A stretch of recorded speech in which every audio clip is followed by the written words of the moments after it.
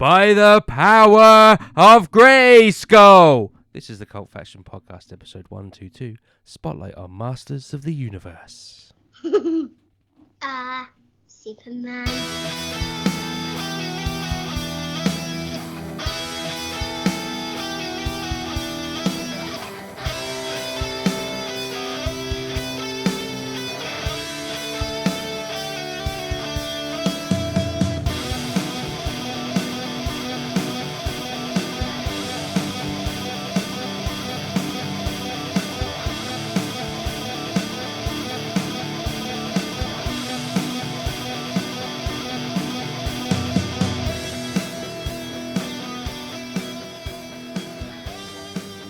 Hello and welcome back to the Cult Faction Podcast. This week we're going to put the spotlight on Masters of the Universe, the 1987 cult classic. However, before we do all that, we've got our usual ramblings and conversations. So I am your host this evening, Damien Hicks, and I am ably assisted and joined by Paul Hawkins and Brett Summers. We're your men at arms. Yeah. I'm Orko. I was gonna say, which one of you's Orko? No one wanted to say it, but Excuse me. So then, how's our week been? What have we been up to? What's been going down in Groove Town? it's just been a really busy week this week. Not much going on. No. No. I'm Fair just enough. trying to get everything I can get done before the school holidays loom next Oh week. yeah.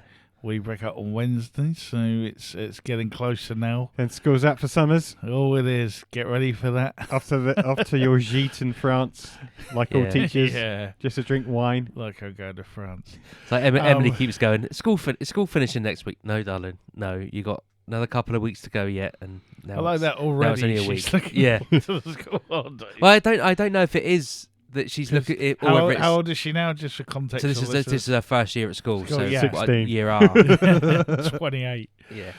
Yeah, it does. We pretty much have the same view. Yeah. But yeah, it's pretty much a week to go now. Oof, I can almost feel it. Remember those days. If I knew the weather would improve, but there we go. You can't know, have Well, then you everything. can just watch Dungeons and Dragons in the daytime. And then about tea time, we can watch All Together Now.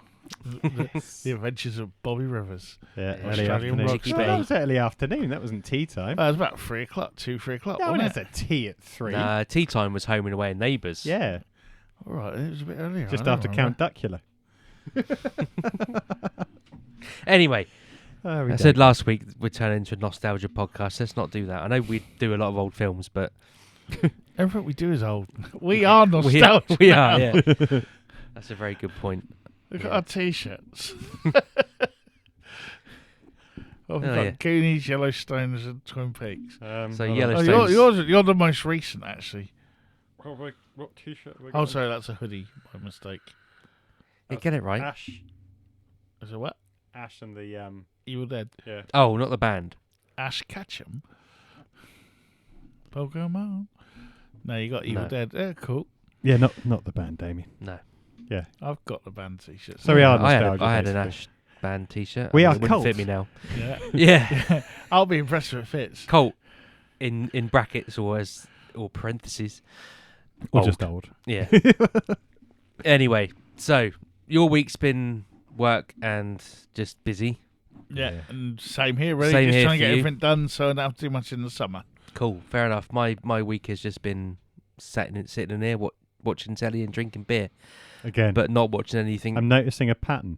Yeah, well, I've brought myself like now a the full football, on. Now the football's all done. Now the you ain't got football's all much to done. do. Yeah, I've got a full on. Well, what's called a blade machine. So it's like, I don't know, God knows how many liters of beer on draft. It's just great. It's got to be about 5 or 6 It's litres, not. isn't It's it? not a Something challenge. like that. Is there like 12 or 14 pints in there or something? Yeah, it's about 14 pints. Yeah. In Yeah. one day. No, in this machine, it's great. It's brilliant. Are you just annoyed that Ooh. you have to go in there to get? Yeah, because this. So if anyone watching on YouTube, if you zoom in on the bar, it's temporary. It's not a. It's It's the all- old bar that I had. Careful that I've- shaking it. It's all, it's all a set, really. This, yeah, this, this is just made of polystyrene. this breaks down in a minute, and they film Newsnight. It's like The Emmerdale newscast in come the in old and do days their or whatever it was. Crossroads. Dick and Dom are in later. All right, Brett. Yeah. Anyway, well, Family- if that's the family show. case, if we got so no one's watched anything. Yeah, Oh, okay. I'm still cool. watching. I'm just saying work was. Oh, I've well, just been okay. busy. No. You don't watch anything. You've been that busy this week. I watched a bit of football, but we don't want to talk about that. Yeah, fair enough. Yeah, I've been trying to catch up on because I watched the very first episode of House of Dragons, the Game of Thrones spin-off, and I think I'm about 3 or 4 in now. 'Cause I've been trying to I find Game of Thrones. Oh, is this easier- season 2? Yeah. Right, okay. Because I haven't watched season 1 yet. Okay. I I Because just it's on, find it's Certainly on haven't. Sky, but you have to They- pay they've- for Sky. they've as opposed to learned- on version. they've learned. Oh, is it Sky Atlantic? Yeah, I think so. Yeah, they won't carry Sky No. Atlantic. That was part of their. And I refuse to argument. pay for Like it. when I worked for them, they wouldn't. Well, you're missing out. It's great. Is it really? Yeah, it's good. Well, all the programs Scott Atlantic are amazing. Well, you said It's just- great. So you like it? It's all right. Well, I'll tell you. What? Well, I'm telling you now I'm that getting it's great. mixed messages. It's great. It's good. That's all right. I'll tell you. I meant Sky Atlantic's great. Oh, okay. Right. There's lots of cool Tell us shit. about Game of Thrones or Um, whatever it is. Yeah, I think they've learnt their lesson from from Game of Thrones, because House of Dragon is keeping it. It's going to sound wrong, but it's keeping it a bit more simple. Whereas Game of Thrones, like that whole first season, you just met like 15 different kingdoms and had to remember who everyone was and who betrayed who and who slept with who and who was going to sleep with who or whatever.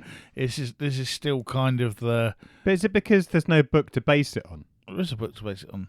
Well, no, that's what I'm asking, because Game of Thrones was obviously based on his books. Yeah, this is all from the books as well. Still, this is all written and if you watch Game of Thrones and pay attention to the bits where they talk about the dragon people, I forgot the name of the race now, Targaryens. Yeah. They've told you what's going to happen in this series already. Yeah, but he hasn't actually written any of the books.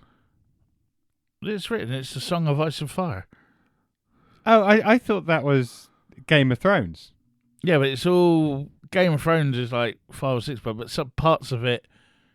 They pick bits out for the TV or whatever. There is what's happening now is because they were moaning because someone posted a compilation clip of all the bits from Game of Thrones, which basically tells you when they talk back of the legend of certain characters that we see in this series of what's going to happen, and people were moaning, going, "Oh, why have you done that for? It spoiled it." And someone's like, "Well, if you paid attention, it was in it anyway." And then someone posted a picture of the book, going, "Well, you better not read this then, because this will ruin everything for you." But so basically, yeah, you've got the split of the royal family where you've got the good brother played by oh god, I always get his name, Dead Man's Shoes, and all the Cornetto trilogy and all that. British actor. Simon Pegg. No, he's a Dead Man's Nick Shoes. Frost. As well. No, the other one. Tall bloke, Northern. Tall bloke, Northern. Narrows it down. Yeah. Only a few million. He's the best friend in The World's End. Yep. Oh, him. Don't know his name. Yeah. Forgotten. It's totally gone out my head. Move on. And you've seen Dead Man's Shoes? Just move on. It rings a bell, but Just Oh. move on. Yeah, but he was like the king in the first series, and it's his daughter you carry on talking. I need to find a battery for my laptop. and his brother, played by Matt Smith, who is very, very good at this. And David Tennant's son's in it as well. So I've heard there's a good bit things of about Doctor Matt Who. Smith, to be fair. Yeah, Matt Smith is very much, I think, it's weird because he can play like someone really as you saw in Doctor Who, but he can play like a real evil bastard as well. So it kind of, or a bit psycho as well. So it works well for him. But so he, And there's dragons as well, isn't there? yeah, and loads of dragons. But he split up. But what it is, that's the main feud, you can keep your focus on that. So as So people it's not come, jumping around between. as people come in yeah. and out of that, you can sort of follow it. And watching it That's why I keep building them up. It makes it easier to follow because as different things and they go different places, it's just rather than watching to be one fair, episode. I was a sucker for Game of Thrones. Loved it up until the last series, which was just rushed. And I probably would watch this. It's just, as I said, it's just because it's on Sky Atlantic. But it's good though. It's not as shocking and controversial with Game of Thrones. I think there are bits in it which you'd expect. It's a bit gruesome when it needs to be gruesome. Yeah, it's a bit sexual when it needs to be sexual. It's a bit shocking when it needs to be shocking, but not as much. It's not as in Game of Thrones, especially in the beginning, was very much in your face with all that. Whereas this time it just kind of happens.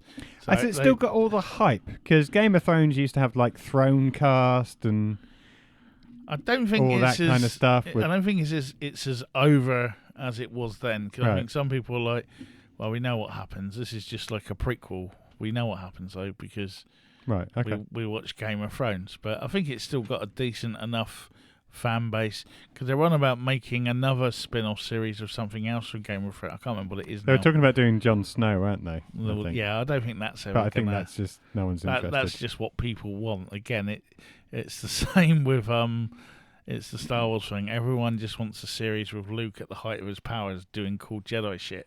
Whereas, like, we just want Jon Snow doing stuff. It's like Jon Snow didn't want to do cool stuff. That's why he walked away at the end. Spoilers. He wasn't that person that you all thought he was.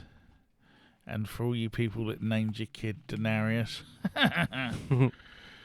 that's your fault. Always wait to the end. But it's going all right though. Phil Daniels has even popped up in this Cool. season Of course he has.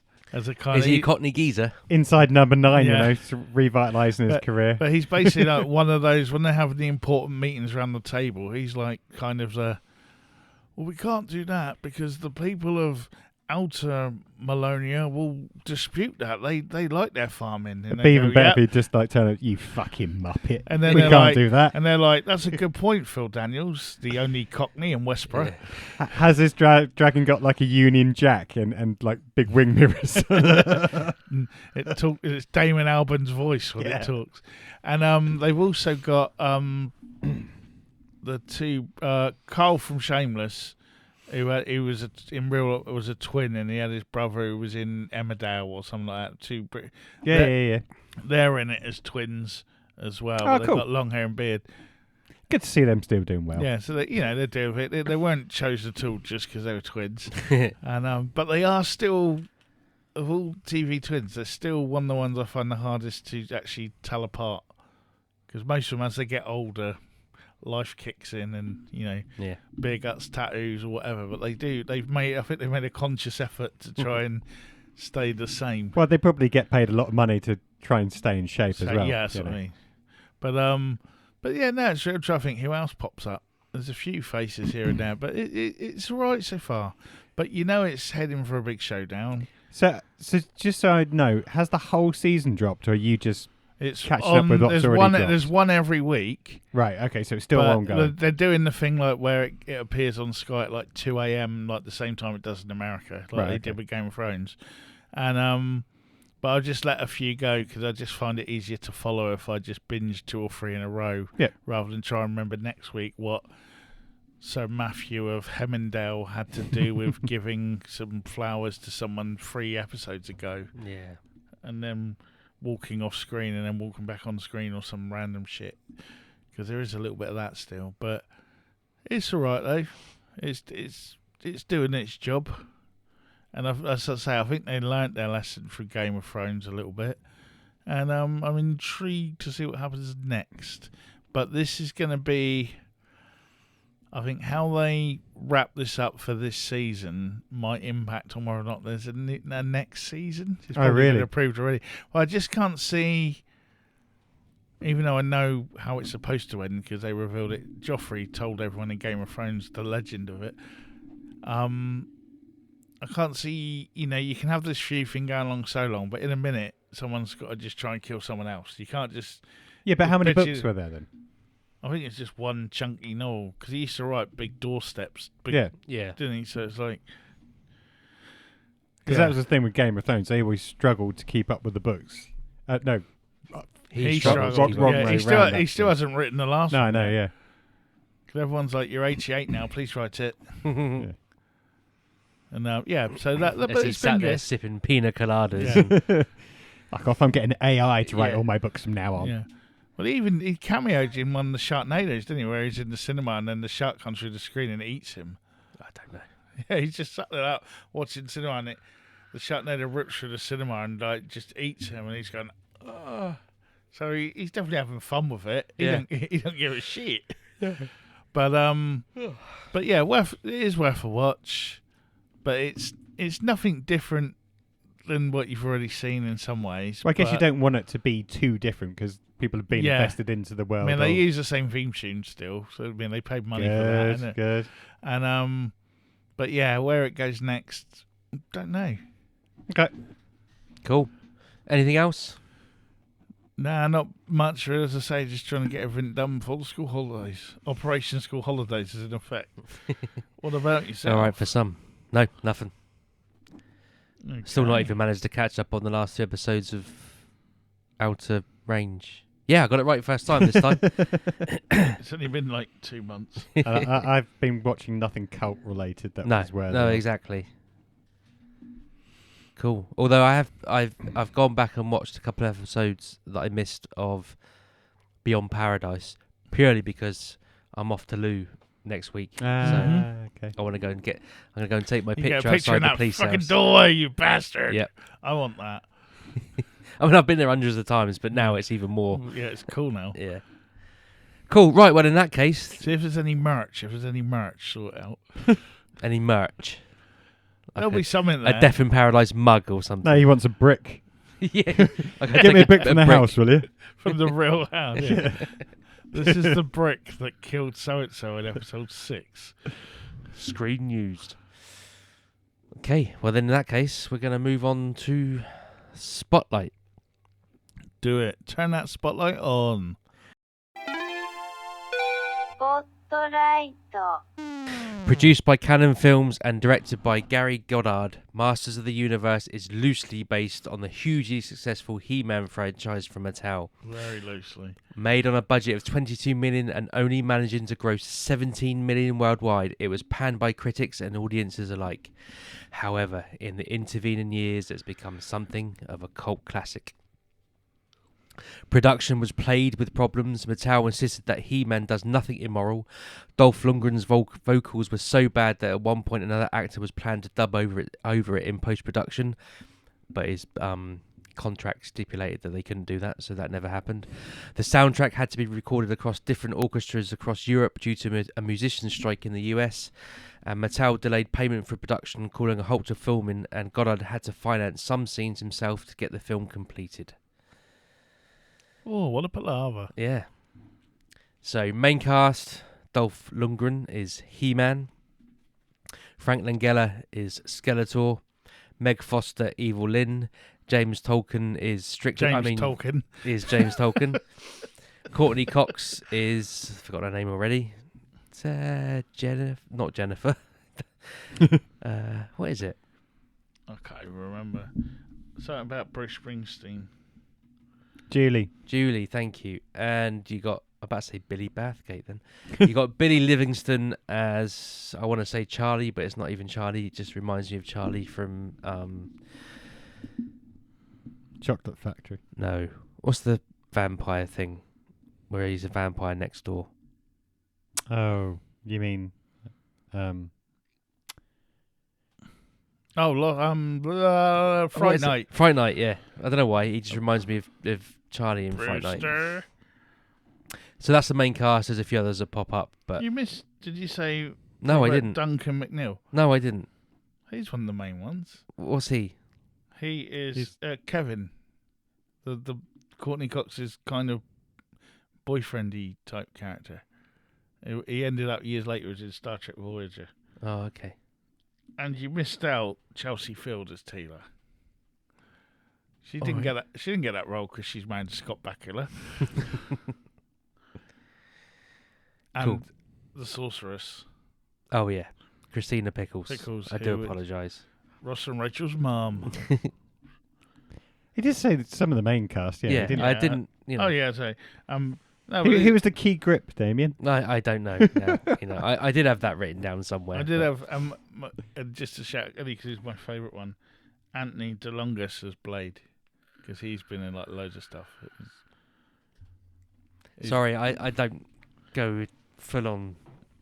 He's always been like a stunty dude who fights. He's been in loads. I'm sure he has, and good for him. Yeah, but anyway, sorry, It's all right. I've interrupted you. You have. That's fine. Let's just get straight through the plot, shall we? Do we not want to do memories? Oh yeah, sorry, we do that, don't we? It's been a week. So, Paul, what are your memories of this film? I remember absolutely loving it. Because, you know, it was one of those times we didn't have many channels on TV. We were bound by what we could get on VHS and not have brothers wipe over. So, yeah, this was one of the videos that I would have had and watched on repeat because, you know, you were crying out for some stuff that you liked. And it was this or... yeah. One of the other... Beastmaster. Huh? Beastmaster. No, not Beastmaster. Probably Bugs and Malone or something. Yeah. Yeah. No. So yeah, Beaches. I remember watching this a lot. Even then, you know, I knew that it didn't compare to the cartoon, but it was, you know, it was just like a drag out to wanting a little bit of a fix and what it could have been like. Cool. Mr. Summers? I went to cinema to see this, and looking back now, I'm pretty sure I was convincing myself to like it. I remember having all the stickers and things afterwards, the sticker album, and that. But even then, it was. I think this was my first taste of why would you make a film or something, but make it different to the series? And it was that kind of maybe this is what's created the monster I am now. I don't know, but this is one of those like it was kind of good, but it wasn't really He-Man. And why was like Where was Battle Cat and where was Orko? Orko? Yeah, Because you Prince didn't realise Adam. that actually didn't have the budget to do Yeah. yeah. But I know one of the cool things in the Kevin Smith Netflix cartoon of He-Man, where they've carried on from the original series, and it's really good if you actually watch it and don't just moan because, like, they made Tila pretty cool in it as well. Gwildor does appear. They canon him officially in the. They have to go to him for help Cool. and all that, and so Gwildor does. They do tie it into the film, like, but yeah, I just remember that kind of. I think I liked it, but I wasn't happy with it. Kind of vibe where you're like, and I think over that time I was trying to convince myself that it was good. Because I think I liked Skeletor, but thought everything else was not very good. You just And- didn't know what to do when he walked out because there wasn't a public service announcement or anything No. like that. I remember years later. How can I live my life without Yeah. He-Man telling me what to do? I came out of the Yeah. cinema and crossed the road without even looking. Yeah. And that was the days before you realised there was something at the end of the credits as well. I was Yeah. gutted when I found, years later, I found that out. And I really do remember thinking that the lady in it was awful. I was like, yeah, and they had that woman in it, and she was like, she was awful, and Tila was hardly in it properly. And like, yeah, so sorry, Courtney. But yeah, it was that weird feeling of like trying to convince myself it was good. Fair enough. And you? Pretty much the same. I was massive He-Man fan when I was a kid, so I would have been 10, maybe 11 when this came out. I mean, you know, for those of you watching on YouTube, Castle Grayskull's up there. Snake He-Man's Mountain over is there. over there. I don't think Snake Mountain's in shot. You got He-Man's on the He-Man windowsill behind and the on blinds. the wall over, you got a He-Man He-Man's poster there. So yeah. And I remember being disappointed with everything bar Skeletor. Skeletor actually scared me shitless, to be fair, at Did- 10 years old. So what year was this again? This was 87, so I was, 87. yeah, 10, 11 years old. Yeah, so we would have just had as well, in the He-Man world, we would have just about had the Secret of the Sword movie as well, where they revealed the whole She-Ra Yeah. line of it, and the twin sister and all that. So you had all that cool stuff on the cartoon side of it. I think it was released as a film in this, or was it just like 5 parts as a long episode? I can't remember now either. But I remember having the video of it like as a film though. So you had all that, and then do you know what? It's the same feeling in my stomach when I watched the first Michael Bay Transformers movie. Yeah. Because it's like, I'm glad it's on the screen and it kind of looks cool, but it's not quite what I wanted. Yeah. Yeah, that's what I put it with. Yeah. Definitely. So I'm just working myself through the trauma. I think this is therapy. Let's see where this turns and goes. Yeah. Sorry, carry on. Okay, so based on that, let's go through the plot and see if our attitude has changed. Okay, so setting the scene. Sunday morning. Connor, what are you watching? YouTube? Yeah, I know you are. Why don't we put on a film? Oh, I don't know. What do you want to watch? How about He-Man and the Masters of the Universe? What's that? You remember those toys that I got you upstairs that are really cool? They got you for you at Christmas. I mean, Santa got you for you at Christmas. Yeah, it's like that. Okay, right. So on the couch, Sunday morning, He-Man starts. He didn't pick up on the intro title screens with the rubbishy effects coming in. Good. Okay, so we got past that. Hang on, don't. One good thing about this is that matte painting of Grayskull I thought was pretty cool. No, it's just the letters coming in. Oh, all right, okay, sorry. Yeah, because even in 87 or 86 when this came out, looking back, that looks really dated. Yeah. Anyway, on the planet Eternia, yes, we're back, at the center of the universe, the forces of Skeletor have managed to seize control over Castle Grayskull and capture the Sorceress of Grayskull. Skeletor is planning to exploit Grayskull's hidden powers when the Great Eye of the Galaxy, a portal in the castle's throne room, opens and Eternia's moon is correctly aligned with it. After torturing the Sorceress for a few seconds, Skeletor activates the Calizia? Yeah, I wasn't quite sure what he said then, and it sounded like Calizia, so... To project his image across Eternia, and decrees anyone that does not declare allegiance to him will be destroyed. He-Man watches on from a mountaintop. Yeah, dramatic opening. Again, Skeletor I had no problem with, and reading about it, Frank Langella jumped at this, didn't he? Yeah. He rocked it. I mean, to be fair, Frank Langella is doing Shakespeare. Everyone else is doing Monday Night at the Palladium or something like that. Yeah. But it was like his son's favourite show or something. So yeah. He basically said, like, I'll do it for whatever. Yeah. So it was like, fair play to him. And he still says now, apparently, this is one of the best roles he ever played. Yeah. Yeah. And that man's got quite a CV. Yeah. He gives it his all. He's just fantastic in if it. they did a Skeletor film Yeah. and gone off a bit of a tangent, that would have been cool. Maybe we'll get the Skeletor cut one day. Hashtag Skeletor cut. But yeah, and the Sorceress, yeah, those few seconds she's tortured really hurt her. We don't know how long she's been tortured, to be fair, or how he's torturing her. He's making her watch the I don't know. I suppose it could be like the pit of despair in Princess Bride, where it just saps the energy from your entire body. She's watching the dailies of this. And we get the little glimpse of He-Man. Yeah, who looks pretty much nonplussed about Well, I what's was going going to say, hold on. You're supposed to be protecting Grayskull. Why are you on a bloody mountaintop? You should be, Yeah.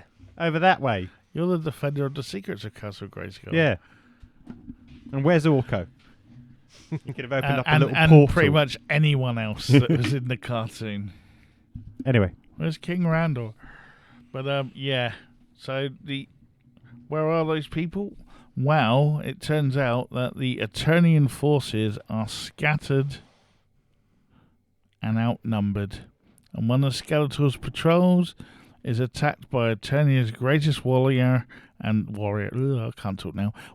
Skeletor's archenemy, He-Man. Alongside him is veteran soldier, Man-at-Arms, and his daughter, Teela. During the battle, He-Man rescues a Fenorian inventor and locksmith named Gwildor, who reveals to his rescuers his newest invention, a cosmic key, which can open a portal to any location in time and space by playing musical notes. Basically, it's a sort of a special keytar. Just sort of plays demos. Skeletor stole the key from him and used it to get into Castle Grayskull, but Gwildor kept the prototype. So Gwildor leads the others into a secret passageway straight to the castle. He knows a lot, this Gwildor does. Yeah. He's like the in a horror film or whatever. He's the librarian you go to who knows or the museum curator who knows everything about the history of this amulet that you've discovered. Was it just me though, or did he remind anyone else of the troll in the Trolls film? Yeah. Yeah. Yeah. I like the way his lips don't move when he talks as well. Is it the same bloke? Won't be the same. But yeah, this was kind of like he's cool, but where's Orko? I remember that as a kid, like. And watching it now, yeah. I mean, it looks great. And he's doing his best at it. The bloke, I forget his name now. But it's not He-Man. Even the battles don't... Eternia's not the Eternia we know. No. Well, I just like the fact that they've got an army. Whether they come from, they were never in all of the blooming cartoons. It was always He-Man and Man-at-Arms and Teela saving the day. They didn't have an army. No. We know now why. Yeah. Well, these are all the grunts, aren't they? I expect that all the big time heroes like Stratos and Fisto and all those ones are like off doing other things. Fisto's off fisting Ram someone. Man. I can't think of any more now. Anyway. Manny faces. Anyway. So at Grayskull, the group is surrounded by Skeletor and his troops. Gwildor uses his key to open a random gateway through which the group escapes to Earth. But on arriving there, the key is lost and the Eternians split up to find it. Nearby, a pair of teenagers named Julie, Courtney Cox, and Kevin, Robert Duncan McNeil, there you go, I've name-checked him now, discover the key in a crater and start pressing its buttons. As you do. As you do. And at this point, you get the nice little background story that Julie's lost her parents in a plane crash and it's all her fault because if she'd have gone to the beach, they wouldn't have flown to the beach. They'd have got in a car or something. I don't know. But anyway, let's have some chicken. Yeah. Well, it's very... I like the way she's. So when we first meet Courtney Cox's character, she's planning on leaving Kevin. Yeah. And yet, he's the one that picks her up from work. She brings him dinner. Yeah, she brings him dinner. She's going to go and watch him in his sound check when there's no one. I mean, how you do a sound check for a band when none of the other band members are there? Well, he's that good. He can play. Bloody keyboard player, isn't he? Yeah. She just wants. They don't need anyone else. No. She just wants to dance on stage. And it's just cheesy 80s awfulness, the whole bit of this, and it's like. It was almost to me like it was taking a bit out of Gremlins, like the. But again, she didn't like Christmas. But I was watching that thinking very much the same thing, and I didn't diss Phoebe Cates, and it's a very similar kind of role. Yeah, but she could act. Well, I don't. Yeah, maybe. She just does that kind of longing, kind of. Weird sort of look to the almost to the camera as well, and it's like I'm being emotional now. It was more the fact that they threw in a lot there. She's leaving, and they don't really seem fussed that they're having their last date, and it's not really a date. It's literally just chicken watching him sound check, and then she's disappearing in the morning. Her parents have died, but they didn't have a Gwildor to drop all the plots. Yeah, exactly. So they don't really seem to have the best relationship going. Anyway, moving on. At Grayskull, Skeletor's second in command, Evil Lynn, who I think I'm on board with at this moment. I think she actually did an alright job of Evil Lynn, let's face it. Well, she didn't have a lot to do, did she? She's also a very good actress. Yes, I mean, she's got a stare. Yeah. He's got the key. Get him. Because she was in They Live as well, wasn't she? She was, And stuff yeah. like- Loads yeah. of She's stuff. done. No, I think she's even in No Holds Barred with Hulk Hogan. Possibly. That classic movie. Yeah. So Evelyn tracks the key to Earth and prepares a small team of mercenaries to recover it. She makes the point that that they consist of Sorod, Blade, Beastman, and their leader, Karg. Not really much of a leader. Kevin and Julie are spending the evening at their high school. Because Julie is moving away that night following the deaths of her mother and father in a plane crash, and wants to say goodbye to Kevin and the rest of her friends, who don't show up. However, Kevin is curious about the key, and thinking it to be a Japanese synthesizer. He takes it away to a music store to get a second opinion, leaving Julie alone on their last night together. Yeah. At least she wasn't holding the synthesizer above his head outside of her bedroom. It was just like, because that's what it would be. It would be a Japanese synthesizer. Of course. Of course. Don't make that stuff in America. All the best stuff's made in Japan. Oh, it's just... And that tune all the way through it. Anyway, a portal then opens with the mercenaries storming into the school gym. Julie narrowly escapes and ends up in a scrapyard. He-Man is searching nearby and hears Julie in distress. So He-Man attacks the accompanying troops and saves Julie, and Man-at-Arms and Teela chase the mercenaries away. On the return to Grayskull, Skeletor is infuriated by the mercenaries' failure and kills Sorod. He then sends them back to Earth with a larger force under the command of Evil Lyn. Yeah, interesting words that they're storming into the school gym. When they come through the portal, they each get their 2 seconds of fame where they do this like weird, Sort of almost look at the camera. almost a step back. Spider-Man pose, That's Yeah. right. They'll jump through that door. Yeah. Or something. Yeah. and then go off. And these great warriors can't kill Or anything. a 16, however old she is, high school kid. It's because she's made of wood. Their weapons don't hurt her. Which we're not really surprised that they can't defeat He-Man after all those years if they can't kill her. And then He-Man turns up with his sword and has a little bit of a sword fight without much action. Sounds like an Elvis song.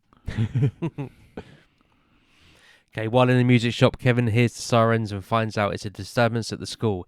He rushes back to see the janitor loaded onto an ambulance, and Detective Lubrick, leading the case. Lubrick and Kevin head to Julie's house. While searching, Julie calls the house and she reveals to Kevin the importance of the cosmic key, but Lubrick confiscates it from Kevin, suspecting it to be stolen. Immediately afterwards, Evil Lyn capture and interrogate Kevin, then leave to acquire the key from Lubrick. Oh, how someone always gets involved and misunderstands what's going on. Oh. I mean, at some point, I'm expecting Detective Lubrick to say, "I'll have you right where I am in detention," because he literally is just Strickland. I was waiting for him to say, if you mess with a ball, you get the horns. He almost goes that far, innit? Yeah.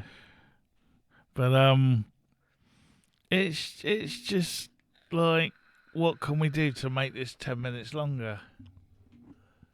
And you get the little added, like, it's not even farcical. It's just, because someone comes in, he takes the key now, and now he's got it locked in his office, where intergalactic warriors can't get anywhere near it.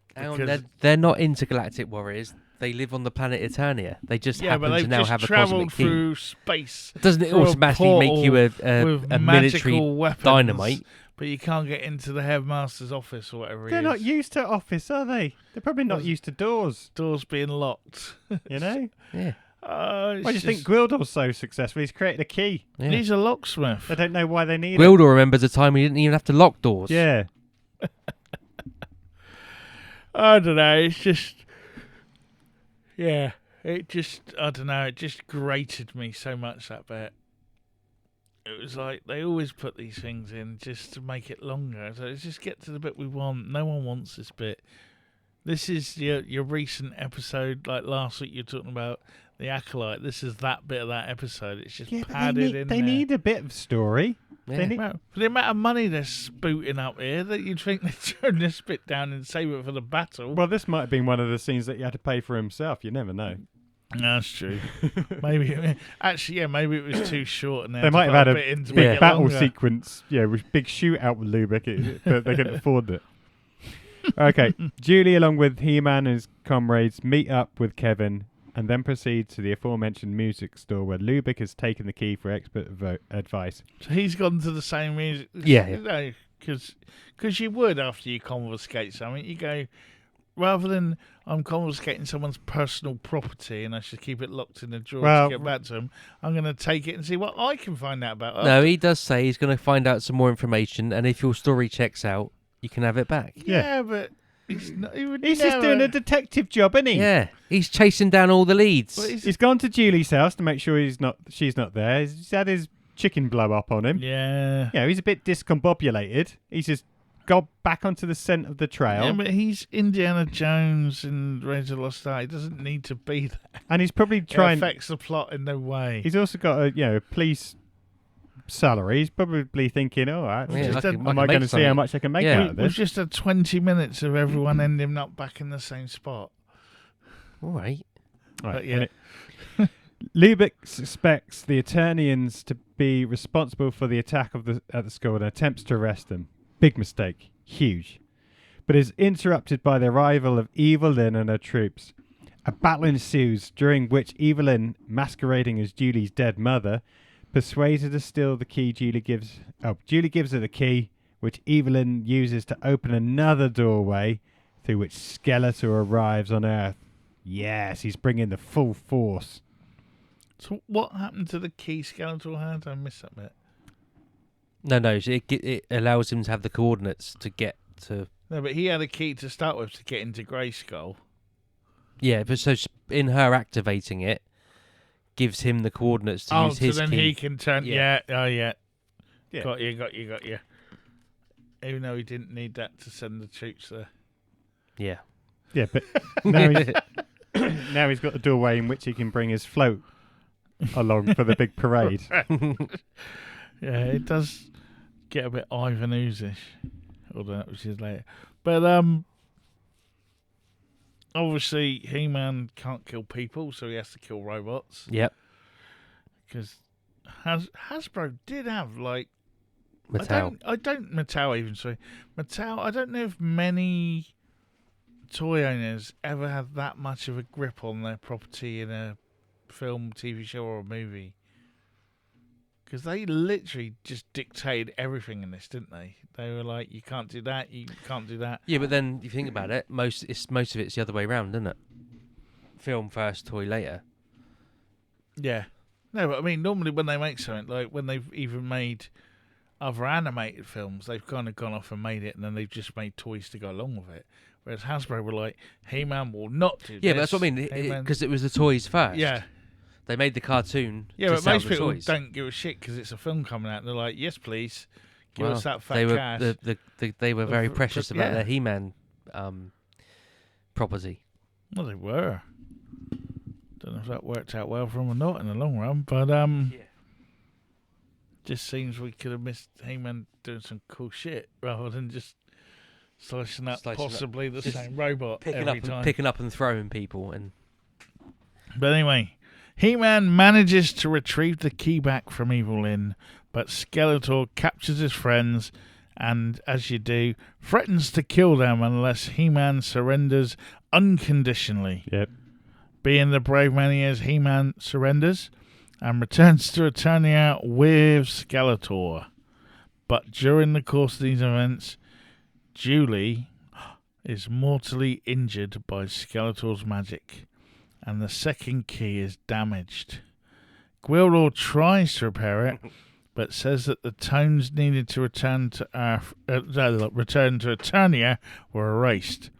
Kevin, an amateur musician, however, remembers them and uses a keyboard to recreate the tones and open a portal. He is persuaded by Lubric, he is pursued by Lubric, who continues to seek the arrest of him and the Eternians, despite all the shit that just happened. I love this bit. This is if only I had a gubbin and a ding dong. Oh, I've got a gubbin and a ding dong attached to my arm. Yeah. Oh, yeah, but I still need a ding dong and a gubbin. Oh, I've got this one, and yeah. So classic. Everyone comes together. If only I had a tone master. This is what? Someone that knows music. Oh, I just happen to be a musician. Why didn't you say? This reminded me of the bit in Mars Attacks when they're in Vegas, and they're like, and it's like Tom Jones and a few other people. Now I can't remember who the other ones are now, and it's like, well, we've got a helicopter, we've got a plane, but we just don't know. We can't find a pilot. And Tom Jones is like, I need a whiz. Carry on without me. Okay, Tom Jones is like, I can fly a plane. Tell it, oh, brilliant, and it's just all very tongue-in-cheek in that one, but not so much in this case. But we had the great tones again. Oh, yeah. That was I can still, before watching this, I could still remember it to this day. Yeah, no, it is very much. I wonder if that sequence was copyrighted. Yeah, and we did miss out. We didn't talk about it, but the flying hoverboard scenes.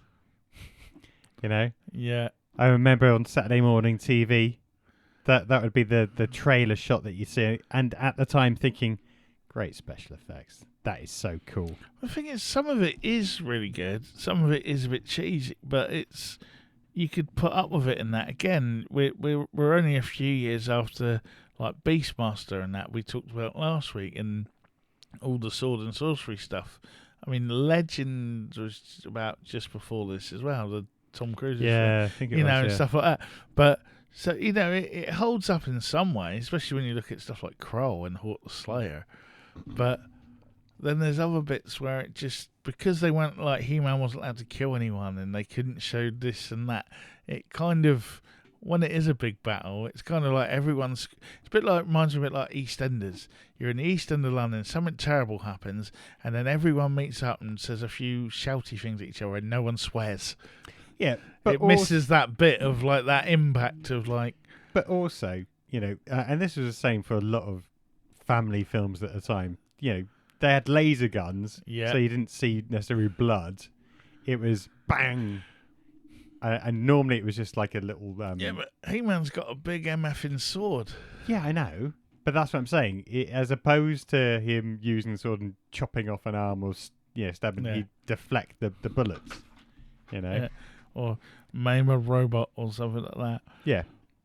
And Courtney Cox's mortal injuries were probably some of the best acting I've ever seen. The only other thing, the actual special effects for the poison was actually quite good. True. It was all bubbly and some of Gremlins. Almost very much of Gremlins. Yeah, I thought that looked pretty good actually. Yeah. But it was more her... and it's just like... That might have been the poison, Yeah. numbing her. But again, Gwildor is the only guy that actually does anything in this whole film. Who hates adventures. Yeah, it's Gwildor versus Skeletor. That's what this film is. Everyone else is just sort of, they're just placeholders. That's the true battle for Eternia. Well, I don't know. Lubric kicks ass in one of the next scenes. That's true. What does he do, Damien? Well, this is it. Sorry, to go back to your point. He-Man's hardly in this film. Yeah, He's supposedly the star. I mean, I know the film is called Masters of the Universe. It's not called He-Man and the Masters of the Universe like the cartoon. But he's supposed to be the star, the hero. He's hardly in it. Yeah, but remember, he's probably back on Eternia at the same time being Adam. So he's probably jumping between Eternia and Earth, you see. Yeah. They don't even mention that. That's the thing. There's not even one.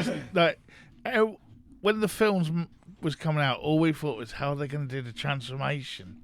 They didn't. No. It's just like, talk about missing the point. Unless, now they could call it a prequel. Because, He doesn't even say I have the power until the end of the film. So maybe. Anyway. Yeah. On Eternia, Skeletor declares victory as he forces chain He-Man as he's chained He-Man to the floor of the Great Hall. After a witty exchange with Sorcerer, Skeletor informs He-Man that upon receiving the powers of the universe, He-Man must kneel before him for the people of Eternia to witness. I won't kneel. In a move of defiance, He-Man refuses. Not accepting his response, Skeletor orders Blade to torture him with a Laser whip. I was thinking Hollow Whip from Red Dwarf, but yeah, Laser Whip, which they almost managed to get it to sync up, but not quite. When the Great Eye opens, Skeletor absorbs an enormous amount of power from the universe and is transformed into an armored warrior god, proclaiming himself Master of the Universe. He continues to try to force He-Man to swear allegiance to him, but is interrupted by the arrival of He-Man's friends, Kevin and Lubric, Kevin's friends plus Kevin and Lubric, who arrive through the portal they managed to open. And a lot of the wall and grounds that they're on for some Yeah. reason. So as opposed to just walking through a portal, now that it's damaged, it takes everything. Yeah. Which on that very first shot looks a bit. It's like, well, they're not there. It looks like it's failed, but oh no, it pans out a little bit and you see and half it's probably a car. a good job too because they've got a wall to hide behind and a car. And a car, yeah. Cool. Okay, He-Man is It was awful. You what? It was awful. He-Man is freed and along with his friends engages Skeletor's forces in combat. Lubick, despite not understanding what's going on, just deal with it, Lubick. This is real. Defeats several of Skeletor's minions with his shotgun. Evelyn, Karg, and Beastman decide to desert Skeletor and escape, which, to be fair, that's something Evelyn would do. Yep. He-Man breaks Skeletor's staff, not really master of the universe then, is he? Causing him to lose his newfound power. Skeletor continues to engage He-Man with his sword, but as a result is vanquished by falling into a deep pit. Yeah. The coolest bit of that, I remember when Blade gets like both swords out, and that was like really cool. And The problem is that Lundgren can't actually use a sword. No, So- and it looks far too heavy. Even for him. Yeah. yeah, so- it's not like they like a lot of them that they make like the light one that you can Mm. use for the fighting, and then the heavy one for up close or whatever. Yeah. But Yeah, I mean, he's wielding a great sword with a guy with two swords, and it's kind of 6-year-olds with sticks fighting. Yeah, there doesn't seem to be Choreography. any choreography. Yeah. It's like, well, yeah, maybe if you do this and you, yeah, we'll sort it out as we go.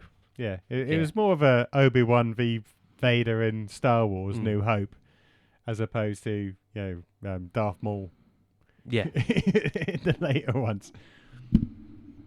right, anyway, with Skeletor defeated, we're about to get a big shovel of shit to put on top of this pile of horse manure.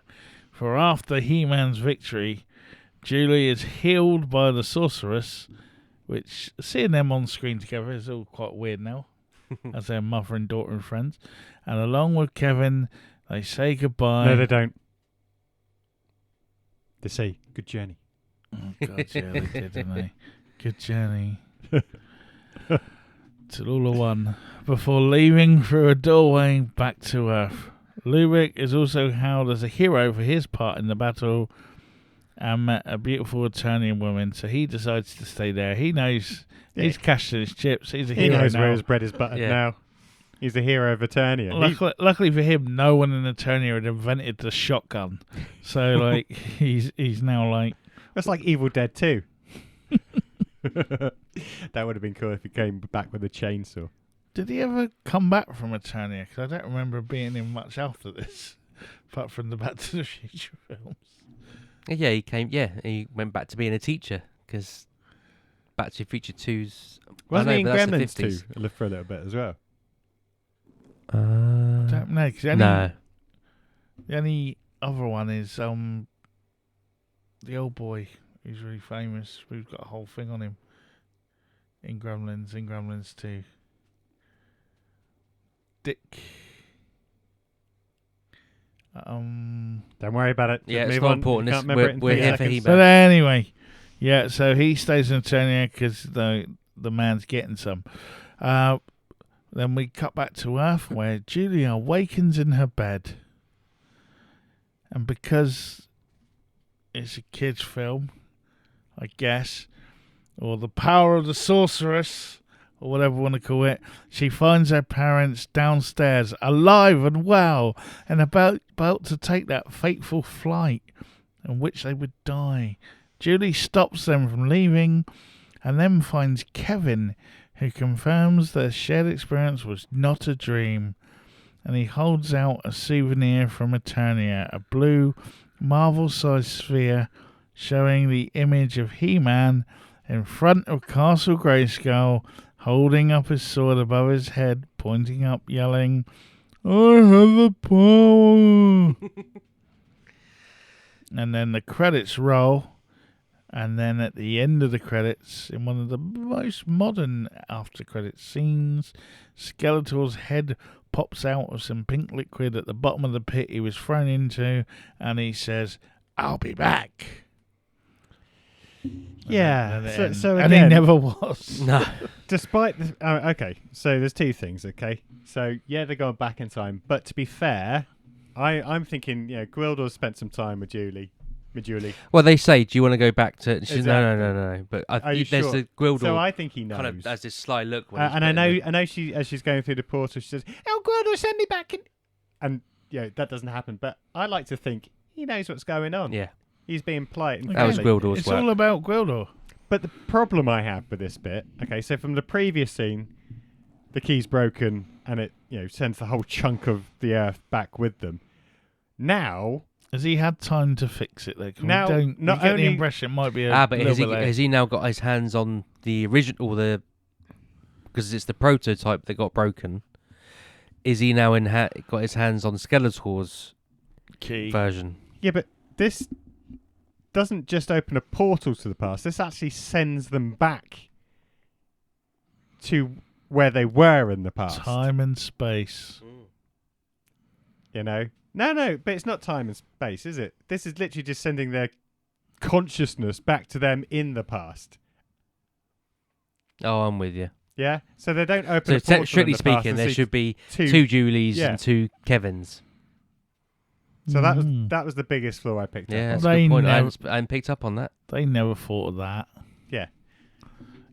That sounds good for what you said, but that's not what they were thinking.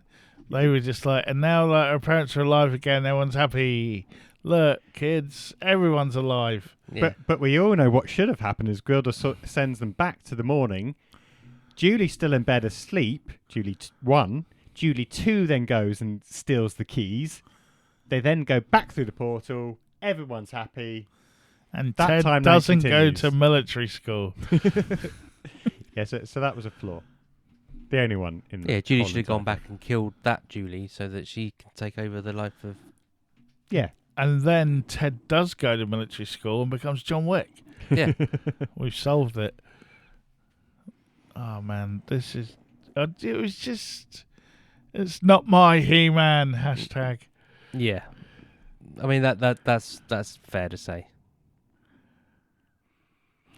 And again, this goes to that whole thing, and it still happens now. People spend lots of money getting their hands on some sort of franchise, and then do something different with it. No, we liked it out. Well, that's why it was popular. Ghostbusters wasn't, girls. I can't think of any more now. Because the poster's right in front of me. This wasn't my He-Man. That's why everyone's like, why did Deadpool work? They made it, he did exactly what he did in the comics. They didn't need to change him or go, you know, it'd be funny if we had Deadpool. Let's make him a lady and let's make him Irish and he wears a totally different outfit. Yeah. You know what I mean? That's what they did here. Okay, Dolph Lundgren was, after Rocky IV, was, quite well known and probably the best person who probably looked like He-Man should. But Yeah, but even You this know. was 4 years after Rocky 4. Yeah, but I think it was more or less the first big job after. It That's what I mean. just, But it's yeah, not it like was he's just, like off the back of straight. Like we've got he's the hot star now. It's 4 years since he was the Rocky. Drago. Ivan Drago, yeah. Drago, yeah.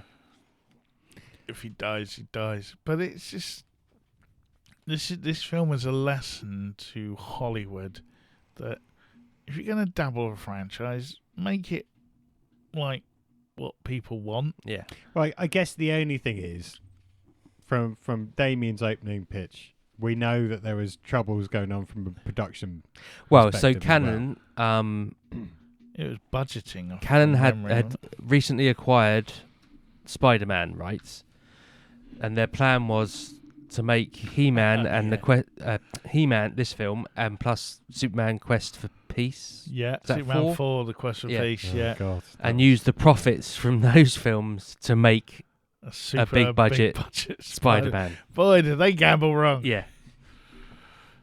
And they also had a sequel lined up for this, where He-Man has to return to Earth for some reason, and he's a quarterback. He has to come back as a quarterback Was he in Flash Gordon in yeah, reverse? yeah, exactly. Which eventually I think got turned into Cyborg. Because they didn't want He-Man. They didn't want Dolph Lundgren back, but it was in his contract that if they made a sequel, they'd have to do it. He wasn't as stupid, was he? No. Well, he probably had, Stallone's people on it or something, because they were quite buddy. I know in the comic book there was an alternative ending that was never filmed in the movie, which is after the final battle between He-Man and Skeletor, Man-at-Arms comes from the depths of Castle Grayskull carrying a NASA and United States flag that says Starfinder 5, July 10, 2221.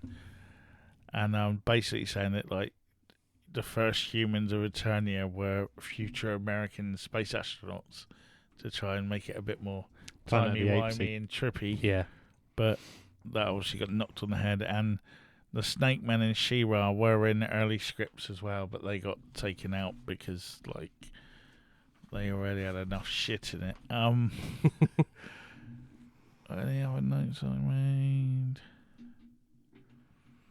Not really. There's just lots of notes still about how much Frank Langella, even in interviews now, when they talk about roles he's in, Skeletor he loved it. Yeah. He's having a great time. Yeah, he had the best time of his life making that film, while everyone else had the worst.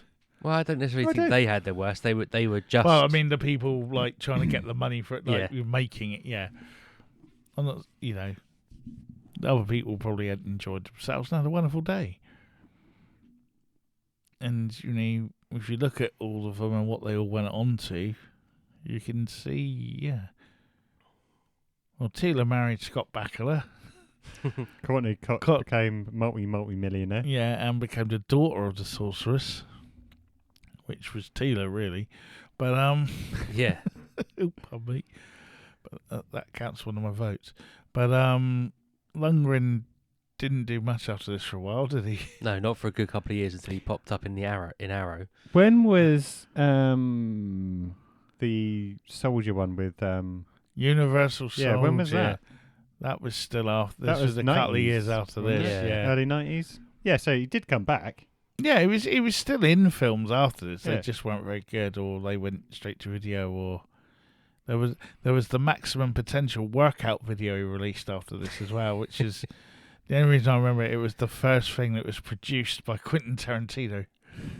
So if you can find it now, it's actually worth a few quid because, I don't think anyone bought it anyway. But Yeah. it was just like, it's got value now just because of that.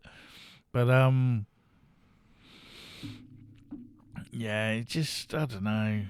We still want a decent He-Man movie. The Kevin Smith cartoon has been really, really good. I've enjoyed watching that. That 'cause it follows it on and has kind of moved characters along as well as it's gone. Maybe next year. But who? Okay, then who would? Oh, it's going to be 4 again, isn't it? It's going to be Chris Hemsworth. Who else? Who else? Who could be He-Man now? Because Dolph Lundgren maybe could be the king now. Jason Momoa, if they wanted to bleach him, maybe. Who's your He-Man now? I don't know. They might get sports guided it. You never It's know. been announced who's doing it. Huh? There's Oh, is it's it? some English guy, yeah. I didn't realise this was serious because every year there's a. No. We're it's- going to do a yeah. mask. We're going to do a He-Man. So it's I can definitely tell you who. confirmed. I haven't got all that information in front of me. Okay. But hopefully they'll learn from the mistakes of the past. Hopefully they'll learn from the Transformers debacle. And Well, hopefully any they'll of just it, make really, yeah. and more from the Kevin Smith type He-Man, and we'll have something decent. Just keep something in the lure it's in. Like I say, even the Girl Ghostbusters film would have been really good if they were just their daughters and they tied it in. You had that little handover, cool. Yeah. Or in the next Ghostbusters film, they could bring it in as a multiversey thing because everyone else is. Cool, I'm happy with that. But it was just the fact they were quite arrogantly prepared to shit on everything that came before it and ignore it and go, no, this is it now, even though they had everyone there anyway. Everyone was so. It wasn't like Dan Aykroyd and Bill Murray don't want to do it, so bollocks, we'll do our own one. They were there. Yeah. It's that sort of thing. But Hollywood has a thing See, I of don't know. So with buying He-Man, franchises and just not so delivering. we're talking 87. So He-Man cartoon had stopped production by that point. Interest was on the wane, if you like. It was dying down. It wasn't the behemoth that it But it it once was still. No, but where I'm going is maybe there was something with Mattel. There was some sort of bring in some new, Yeah, you know, because they're all about selling the toys. I could So imagine let's the new not- characters. We don't want. We've sold enough Trapdoor. Trapjaw. We've sold enough Bumblebees or whatever his name was. Buzz off, whatever Buzz it was. off, yeah. So we got to keep at least one. So keep Beastman, who's done a complete injustice. Beastman is a full-on talking, coherent. He's a bit of a knobhead in the cartoon. He's always bumbling about, but at least he had the power of speech. But yes, keep Beastman, but we want you to we need some new characters to toy with. But then they didn't even do that because they never brought out any action figures for the film. Yeah. So I can take that on board. They've made them since, I think, now. yeah, in they have. the Mattel collections or whatever it is, where they're about £80 each. But I can take that on board. But it was just like, okay, we're going to make a He-Man film, but it's not going to be on Eternia. Castle Grayskull's not going to be in it much, and it's going to be on Earth. And we've got that chick that danced for Bruce Springsteen. Yeah, all right. Well, we're thinking about the future, so we just said hopefully they'll learn from their mistakes. Yeah. And mistakes of others, and maybe who knows, we'll get a Thundercats film as well and a Mask film. It's all about Mask, really, isn't it? Thundercats, if it does, yeah, cool. But Mask is the franchise they're sitting on that could just make them so much money. Come on, Hasbro, in your writing lab. I think they sacked everyone in the writing lab, so I don't know if it's going to happen now. Yeah, they have. But Anyway, let's not get. We've done Mask many moons ago. Yep. There's Well, even TikTok videos. It's on YouTube. Everyone knows our opinion of Mask, and it does need to be made. But there's hope though, because that last Transformers movie linked into G.I. Joe at the end. So Yeah, but they didn't need to. They could have just made decent Transformers films to start with. But anyway, well, yeah, that's but a I'm different just saying. But it shows Hasbro has still got an interest in developing their products. That's what I'm getting to. Let's hope so. Fingers crossed. So verdict. I'll go to Mr. Summers first because I just want to get him away from from Mask and Cobra and Mattel. And Hasbro. 3, basically just all for Frank Langella. Fair enough. That's solid, Mr. Hawkins. So I'm going to give it 5. Yeah, equally for Frank Langella. There was a bit of nostalgia. Yes, there's loads of flaws to this film as well, but you did pull on some old heartstrings. Also, Connor gave it an infinity out of 10. So that kind of made me think. Well, the boy doesn't know. Well, that's what I was going to say. What was his view on it? Really liked it. Infinity cool. out of 10. But he's got none of the baggage that we do. He's just watching it as a kids' film, and he really enjoyed it.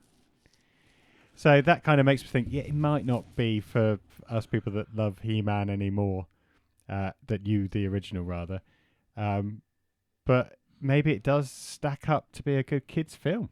If you've got no baggage, it's got the corny bits, but it's a kids' film, and let's come back to maybe it's a kids' film as opposed to a family movie. But yeah, if you love the series, then maybe it doesn't stack up. But if you've never seen it, just added a different perspective on it for me. It's got a load of flaws, cool, but yeah, Cool. Well, I'm giving 5 for Frank's performance because I think Frank's performance is just awesome. it really is. Oh, I think the performance is awesome. I just think the rest of it drags it Yeah, down. it's fine. Yeah. So you have to justify yourself. But so I think this is only the second time I'd watched the film. So the first time as a kid, hugely disappointed, thought it was shite. I'd have that vocabulary then, but I probably Right, you did. might have but done. Yeah, but yeah. I remember it being hugely disappointing because there was none of the characters from the original. But like you've just said with Connor, watching this time round, I actually enjoyed it for what it was, which was a fantasy. I wouldn't go as far as say epic, but a fantasy film, fantasy romp. Yeah, I mean, Dolph is awful. Yeah, he's woeful. Yeah, and he's, even when he's in it, he's not in it. If that makes sense. Yeah. Most of the battles take place with him in the background. He just blunders around with his sword and then throws a few people about. Yep. And that lets it down. So based on that, I'm going to give it an Frank's performance is a 5. I'm going to give it an extra 2 points. Ooh. Just because I actually did enjoy watching it. And at the same time, I wouldn't even go as far as it's an enjoyable film, but I enjoyed watching it. but there is that whole, escapism from Eternia into present day, or not present day, but Yeah. Earth, and it is a bit of escapism. Yeah, I think a big letdown is it's shot entirely at night. Yeah, Because they have no money. Yeah, potentially. But would have just been, I'm not saying we want to see He-Man at the supermarket comparing car insurance prices like we did. it would have been nice to have like a big battle with Skeletor and his forces against Earth police and army. Yeah, Just to take him out. yeah, something like that. A little Yeah. bit more than 2 police officers Yeah. turning up with Lubick. But anyway, so I'm giving it a 6. No, in fact, I'm giving it a 7. Yeah. Cool. Fair play. So where does that put it in the legendary chart? The anticipation. I've lost it. Oh, it puts it above last week's Beastmaster by 1 point. Ooh. So it sits below Hear No Evil, See No Evil, and above Beastmaster at 15 point. Well, it says level on 15 actually with Hear No Evil, See No Evil. So not bad company. That's all right, I suppose. I did it the other way around myself, but hey, that's how the vote is. It has been decreed and it is now etched in Well, stone. to be fair, Mr. Summers, you gave Hear No Evil 5 and Masters 3. So Yeah, that's about right. it's my 2 extra points that have lifted it above No. the. It's all fine. It's just that's the way the cookie crumbles. That's Oh, way it the way does. the biscuit rolls. And any other, Biscuit dunks. yeah. It's the way the hobnob That's the way disintegrates. the cosmic key opens up a portal. Yeah. Mm. Cool. So that was our spotlight on Masters of the Universe. Now our spotlight spins, if you like, onto a new topic. Yeah. And what is that topic, Paul? Help me out here. Go on, Paul. I Okay, don't know where cool. I'm going. So I'm going to go back to the 80s, Whee. a bit before He-Man. Ooh. On this planet, though. Cool. So we were talking about Kurt Russell a few weeks ago, Mm-hmm. and I thought, okay, Kurt in the old days, bit of an action hero. Has he got to escape somewhere? No. Oh. No. And interestingly enough, just as I was As he thinking picks a about, fight in the dumbest of places. just as I was thinking about a different film, Is he on a boat? a friend of the Cult Faction podcast posted on Facebook that he was watching a different Kurt Russell film, labelled it the best film ever. So I thought, whilst he didn't actually post to the Cult Faction podcast, by definition, friends on Facebook, I'm going to take that as a nomination, and I agree. It's worth a rewatch. Fair enough. So I'm going Yep. back to 1982. David Carpenter's The Thing. Who's David Carpenter? Oh, sorry. No. John Carpenter. Sorry. John Carpenter. Yeah, I was getting confused between David Cronenberg for a minute. Yeah, that would be a good film. Cronenberg and Carpenter. I've seen John Carpenter's with David. So Yeah, that's so just- John Not seen that Carpenter's version. The Thing, 1982. It's available on Prime. It's available on Apple TV. I think you have to rent it for like $3.50 or something. But I thought this would be a good one. I've probably seen. Well, it's to be one of fair, those- we haven't done a horror film for a while, so and it's probably one of those ones that it's on TV live every 6 years or something. I know if it's on, I will watch it. yeah. But it's normally late at night after I've had a few. So I thought, actually, I'm going to watch this You're going to watch it sober. for the Cult Faction podcast just to see if it stands the test of time. Because it'll be interesting. Yes, they did a remake or a prequel a few years ago. But original, does it stack up? Mhm. Yeah, Keith David as well. I'm trying to think else it now. I can't remember. But yeah, no, I'm up for that. Absolutely. I'm not going to veto that. Cool. I've watched it for a while, so I think I've got it on. yeah, of I course you have. think I've got the Arrow one. So I'm just thinking there might be a few extras on there that help with the podcast. Do a bit of Okay. research if I get time to watch them. Cool. Okay, dokie. Okay, Okay, dokey. dokey. Okay, dokey, friends. There's a werewolf coming. Yeah, don't start. Right, as usual, don't forget to rate and review us on your preferred podcast app. Although, there's only two left now, I think, Apple and Spotify. But either way, rate and review us. It all helps. It gets us out there. It puts it under people's noses. Does it? It does. Yeah, Is that a something like saying? that. I don't know. It is now. You could like and subscribe as It well on opens a YouTube. cosmic key into our podcast. Yep, as Paul says, like and subscribe. Find us on X, YouTube, I forgot about X. yeah, Instagram, Instagram, Facebook, TikTok. all of the socials. We are proper social animals. We love being social. Yeah. And if you want the latest reviews and news, you can visit our mothership. I was about to say Love Shack. You can. I was going to say you can Whoa, visit our baby. Love Shack. We're here now. We're really social. Come and visit our Love Shack. Yeah. Oh dear, I should not drink whilst I'm doing this recording. Yeah, so our mothership, Brett, is, Cultfaction.com. and along with all the socials where you can leave comments, you can also email us at cultfactionpodcast@mail.com. Ah, So there we have it, gentlemen. That was the spotlight on Masters of the Universe. I have been your host, Damien Hicks. I've been ably joined by, Paul Hawkins. and Brett Summers. there's nothing more to say other than good journey. And we have the power. I'll be back.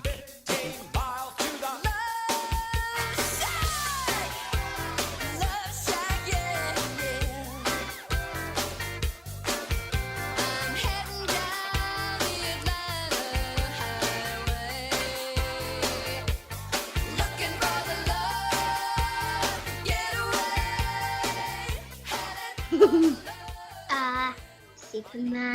1, 2, 3, he's coming for you. 3, 4, better lock your door. 5, 6, crappy crucifix. 7, 8, better stay up late. 9, 10, never sleep again. This is the Cult Factory Podcast, episode 114. Spotlight on. Oh yeah, fuck it. This is the Cult Factory Podcast, episode 114. Spotlight on Masters of the Universe. 1, 2, 2. Bollocks! Cool, well done everyone. Thanks, Damien.